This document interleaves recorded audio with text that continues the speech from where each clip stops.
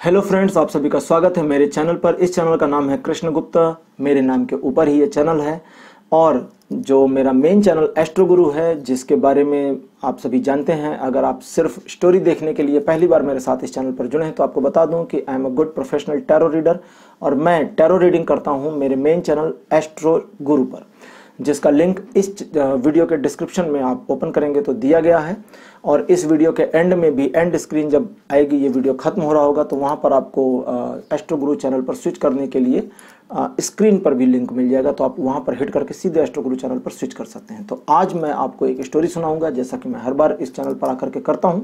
लेकिन उससे पहले आपसे एक बात कहूंगा कि आप इस चैनल पर स्टोरीज के अलावा और क्या चाहते हैं, थोड़ा सा मुझे गाइड करें, थोड़ा सा मुझे सजेस्ट करें। जी हाँ, मुझे भी गाइडेंस चाहिए आपकी, क्योंकि मेरे व्यूवर्स क्या चाहते हैं मुझे ये एक्चुअली में जानना है।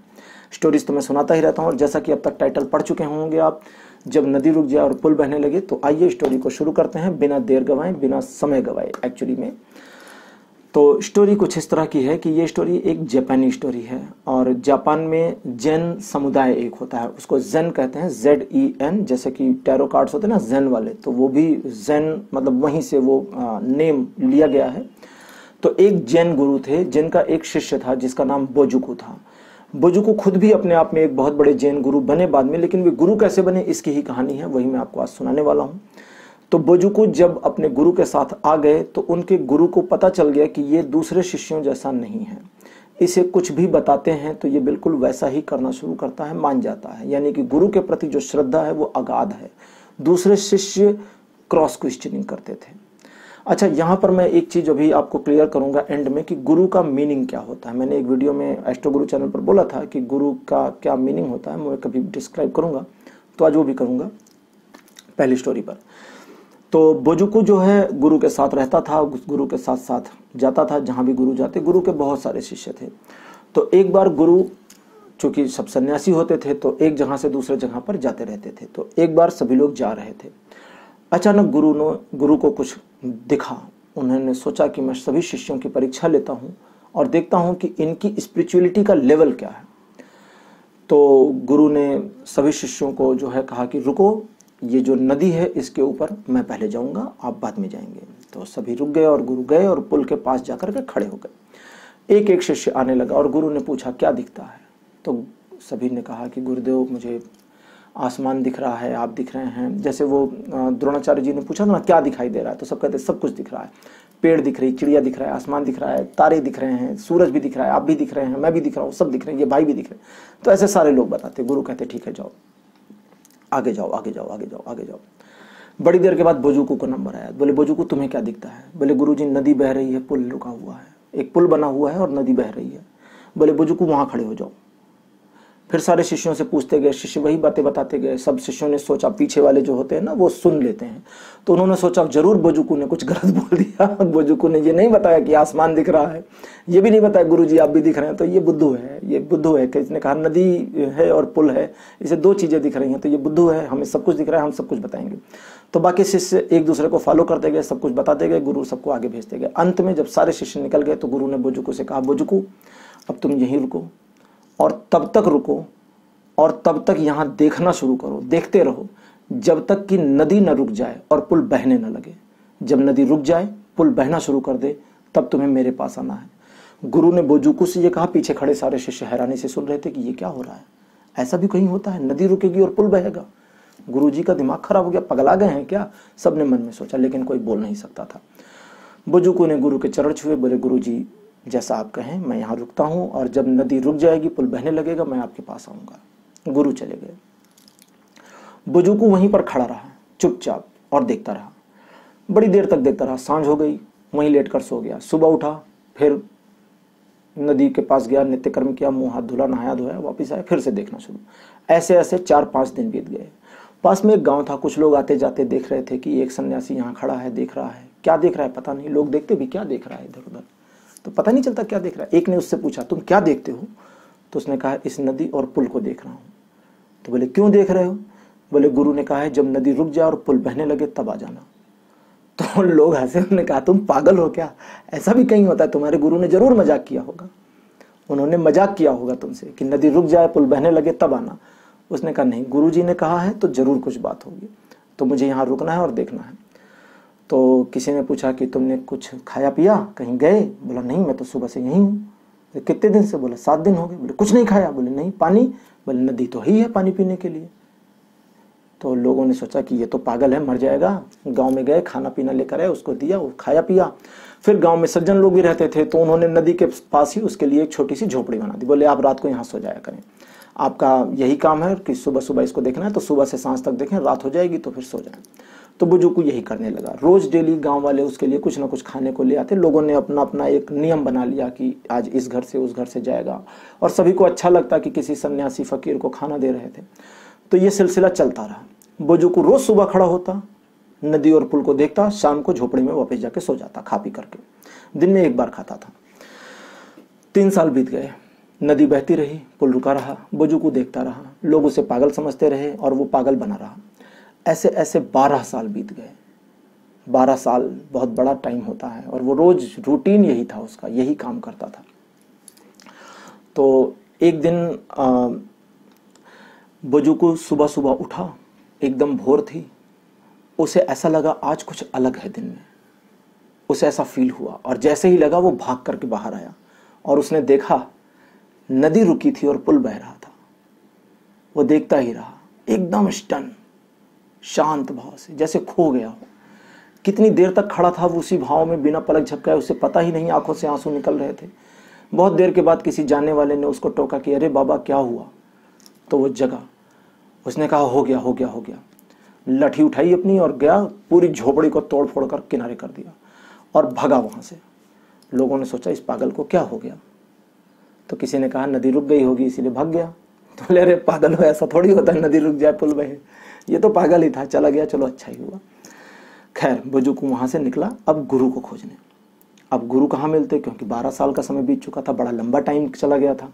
तो गुरु मिलते कहाँ? तो वो खोजता रहा, यहाँ पता करता, वहाँ पता करता। तब तक गुरु की भी प्रोग्रेस हो चुकी थी, गुरु भी ग्रो कर चुके थे, बड़े गुरु बन चुके थे।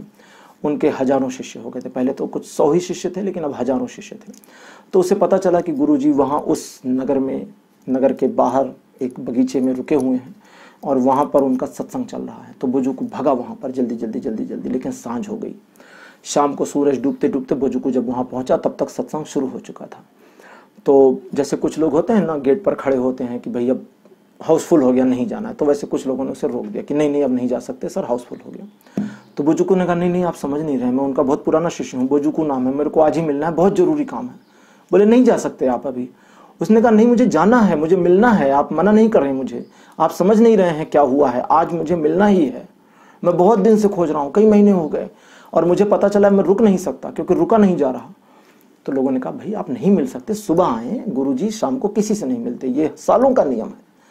तो उसने कहा कोई बात नहीं, आप उन्हें जाकर मेरा नाम एक बार बता दें कि बुजुर्ग आया है। तो किसी ने कहा जाओ बोल दो, बोलने में क्या जाता है, गुरुजी मना करेंगे, ये चला जाएगा। तो बोले चलो ठीक है। गए, गुरुजी बैठे हुए थे, सत्संग चल रहा था, ध्यान की क्रियाएं चल रही थी। किसी ने जाकर के गुरुजी के कान में कहा कि गुरुजी कोई बुजुर्ग आया है। तो गुरु ने कहा ले आओ ले आओ ले आओ। तो उसको भी हैरानी हुई कि अरे इसका तो कभी नाम भी नहीं सुना हमने, मैं तो बड़े सालों से गुरुजी के साथ, वो सालों से था शिष्य उनके साथ। उसने चला तो 6-7 साल हो गए, तो नाम भी नहीं सुना इसका, कभी चर्चा भी नहीं सुनी कभी इसकी। और कहते हैं ले आओ जैसे उसको जानते हो। तो बुजुर्ग को लाया गया, हजारों शिष्य बैठे थे, नगर के भी बहुत सारे लोग आकर सत्संग में भाग ले रहे थे। तो कम मतलब हजारों लोग थे, गुरु वहां बैठे थे। बुजुर्ग जैसे ही आया, गुरु जी उसे देखते ही उठकर खड़े हो गए, उसके पास आए, बुजुर्ग ने हाथ जोड़े और बोले गुरुजी मैं आ गया। तो उन्होंने कहा तुमने क्या देखा? बोले मैंने देखा उस सुबह नदी रुकी थी और पुल बह रहा था। ये सुनकर गुरु गदगद हो गए। उन्होंने उसे गले से लगाया, फिर गुरु ने बुजुर्ग के पैर छुए और कहा गुरुदेव प्रणाम स्वीकार करें, शिक्षा पूरी हो गई। सारे लोग जो भीड़ में बैठे थे वे हैरान कि ये क्या हो गया। आसपास के शिष्यों ने पूछा गुरुजी ये क्या हुआ? बोले इसकी शिक्षा थी पूरी हो गई, अब ये शिष्य नहीं रहा, ये गुरु बन गया। जब गुरु बन गया तो इसके चरण छूने बनते हैं। और फिर बुजुर्ग वहां से चला गया और बुजुर्ग को एक जैन गुरु बन चुका था। उसे क्या हुआ था? उसे ज्ञान प्राप्त हो गया था। उसने क्या देखा था? उसने समय के एक मटेरियल वर्ल्ड के पार की दुनिया देख ली थी। ज्ञान क्या है? ज्ञान वही है जब आप वो देखते हैं जो नॉर्मल चीजें आंखों से नहीं देख पाती। जैसे कृष्ण ने गीता में कहा था ना कि पश्य में पार्थ, हे पार्थ मुझे देखो, पश्य में पार्थ नाना रूपाणी करके ऐसे करके बोला था ना। तो वो एक सिचुएशन होती है जब आपको देखना होता है। तो अर्जुन उस समय जुड़ नहीं पा रहा था, तो कभी इसके बारे में भी चर्चा करूंगा, डिटेल में बताऊंगा। तो कृष्ण को उसे दिव्य दृष्टि देनी पड़ी। तो बुजुर्गों को दिव्य दृष्टि तो मिलनी नहीं थी क्योंकि वो तो कृष्ण थे नहीं गुरु उसके। तो उन्होंने उसे एक तरीका दिया, एक उपाय दिया, एक रेमेडी दी कि तुम रुको, नदी को देखो, पुल को देखो। जब नदी रुके और पुल बहना शुरू करे, यानी इन परमाणुओं का विखंडन हो जाए आपस में, क्योंकि हर चीज एनर्जी से बनी है। जो लोग साइंस पढ़े वो जानते होंगे कि अगर एटम को तोड़ते तोड़ते तोड़ते तोड़ते चले जाएं तो फिर लास्ट में एनर्जी ही बचती है, कुछ भी नहीं है। एनर्जी ही है जो ठोस रूप लेती है, जो लिक्विड रूप ले लेती है, और कुछ है ही नहीं, सिर्फ एनर्जी ही है। तो इसी तरह से बुजुर्गों के साथ एक ट्रांसफॉर्मेशन हो गया क्योंकि उसने गुरु में श्रद्धा रखी। और गुरु ने क्या किया, एक्चुअली गुरु ने उसे ट्रांसफॉर्म किया शिष्य से गुरु बनने में। संस्कृत में कहीं किसी एक स्क्रिप्चर में आया था, गुरु हन्ते शिष्य। गुरु वो होता है जो शिष्य को मार दे, उसकी हत्या कर दे। दैट मीन्स शिष्य बचना नहीं चाहिए। अगर शिष्य फिर भी बचा है, समझ रहे हैं बात को, शिष्य शिक्षा पूरी होने के बाद भी शिष्य बचा हुआ, जैसे आज समझिए, जैसे मैंने कहा था ना, शिक्षक और गुरु में फर्क है। क्योंकि शिक्षक जीवन पर्यंत शिक्षक रहता है, स्टूडेंट लाइफ टाइम स्टूडेंट रहता है। बूढ़ा हो जाए, टीचर मिलेगा तो पैर छुएगा, गुरुदेव प्रणाम, बोलेगा ये मेरे गुरु हैं, और वो बोलेगा ये मेरे शिष्य हैं। क्योंकि शिष्य प्रेजेंट में है। वो जब बच्चा था तब शिष्य है, बूढ़ा हो गया तब भी शिष्य है। क्योंकि वो शिष्यत्व जो है, वो जो स्टूडेंटनेस है, वो प्रेजेंट में है, वो खत्म नहीं हो रही कभी भी। लेकिन जो गुरु है, सच्चा गुरु है, असली गुरु है, वो गुरु शिष्य को गुरु बना देता है। जैसे बुद्ध के बारे में आया है एक प्रसंग कि बुद्ध से एक बार एक राजा प्रसेनजित थे। उन्होंने कहा कि आपके साथ 10,000 शिष्य हैं, इन 10,000 में से बहुत सारे हैं जो सालों से आपके साथ हैं, क्या किसी को ज्ञान मिला? कॉन्ट्राडिक्टरी क्वेश्चन था, कौतूहल का सवाल था, सही सवाल पूछा। तो बुद्ध ने कहा कई हजारों को, इन 10,000 में से कई हजार परम ज्ञान को प्राप्त हो चुके, मेरे बराबर के हैं, जिस लेवल पर मैं हूं उस लेवल पर हैं। तो प्रसेनजित ने कहा आश्चर्य, फिर ये बुद्ध क्यों नहीं बने, कुछ कहते क्यों नहीं, इनको तो हम जानते नहीं। तो उन्होंने कहा राजा, इनका इतिहास में नाम भी नहीं आएगा, कोई इनको जानेगा भी नहीं, और इनको इसका दुख भी नहीं, क्योंकि इनको इसकी चाह भी नहीं। क्योंकि जब ये मेरे स्तर पर आ गए हैं तो चाहतें बंद हो गई, खत्म हो गई। चाहतें तो तुम्हारे स्तर पर हैं, तुम राजा हो और बड़े बनना चाहते हो, ये कुछ नहीं चाहते, इनकी चाहतें मिट गई, वो दीवार ही गिर गई। अब मैं और ये बराबर हैं, यहां मैं बैठ जाऊं या वो बैठ जाए, बात एक ही है। तो मैं बैठा हूं, बोल रहा हूं, तो उन्हें जरूरत नहीं है। तो गुरु वो है जो शिष्य का शिष्यत्व तो खत्म कर दे, उसी को गुरु कहते हैं। इसलिए गुरु होना बड़ा मुश्किल काम है, और जितना मुश्किल काम गुरु होना है उससे डबल ट्रिपल 4 टाइम मुश्किल काम है शिष्य होना। क्योंकि बोजुकू ने अगर वहां पर क्वेश्चनिंग करी होती कि गुरुजी कैसी बात करते हैं, नदी बहती है नदी रुकेगा और पुल बहेगी, इज इट पॉसिबल? तो गुरु कहते कोई नहीं, चलो साथ में। क्योंकि सारे यही कर रहे थे तो सबको ले गए, क्योंकि सबको सब कुछ दिख रहा था। उसे 2 चीजें दिखी तो गुरु ने हम संभावना देखी कि इसे 2 चीजें दिखी, नदी और पुल, तो ये ट्रांसफॉर्म हो सकता है। तो उसे उन्होंने ट्रांसफर होने का तरीका बता दिया, और उस तरीके को पकड़ने में उसे 12 साल लगे। वहां गुरु की गलती नहीं थी, वो बोजुकू का एक तरीके से ट्रांसफॉर्मेशन था। जैसे भगवान बुद्ध हैं, उन्होंने भी बहुत सारी तपस्या वगैरह की, कभी उनके बारे में भी कहानी बताऊंगा आपको। तो आज की कहानी अब यहीं पर क्लोज करेंगे। मैंने थोड़ा सा डिफाइन करने की कोशिश करी गुरु और शिष्य क्या होते हैं। तो आज की कहानी आपको कैसी लगी, आप अपने अनुभव, अपने एक्सपीरियंस कमेंट सेक्शन में जरूर लिखें, और साथ साथ ये भी सजेस्ट करें कि इस चैनल पर आप और क्या देखना चाहते हैं। क्योंकि एस्ट्रो गुरु चैनल पर तो मैं टैरो रीडिंग ही ला रहा हूँ, इस चैनल पर आप क्या चाहते हैं, क्या देखना चाहते हैं, थोड़ा सा सजेस्ट करेंगे तो बहुत खुशी होगी मेरे को। और साथ साथ इस चैनल को प्रमोट करें, थोड़ा सा हेल्प करें मेरी इस चैनल को ग्रो करने में, क्योंकि अभी इस पर बहुत कम सब्सक्राइबर हैं। इसके सब्सक्राइबर रेंज को थोड़ा सा बढ़ाने में हेल्प करें। शेयर करिए अपने फैमिली और फ्रेंड्स के साथ में, और मेरा सहयोग करने के लिए बहुत बहुत धन्यवाद। कहानी सुनने के लिए बहुत बहुत धन्यवाद। आप सभी के लिए मेरी ओर से पूरी पूरी शुभकामनाएं हैं। और टैरो रीडिंग देखने के लिए आपको मेन चैनल पर ही जाना होगा, जो एस्ट्रो गुरु चैनल मेरा है, जिसका लिंक यहाँ डिस्क्रिप्शन में दिया गया है। तो आज के लिए कहानी को यहीं क्लोज करता हूँ। Okay, bye bye.